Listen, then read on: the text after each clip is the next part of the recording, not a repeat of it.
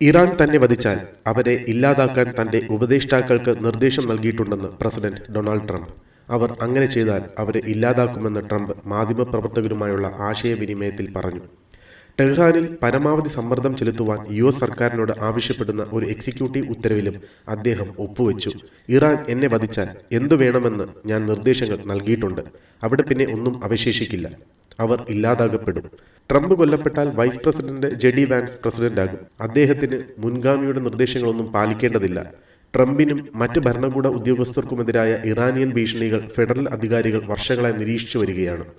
Iranian Islamic revolutionary guard കോർപ്സിന്റെ ഖുദ്സ് ഫോഴ്സിനെ നയിച്ചിരുന്ന Qasem സുലൈമാനിയെ 2020 വധിക്കാൻ Trump ഉത്തരവിട്ടിരുന്നു.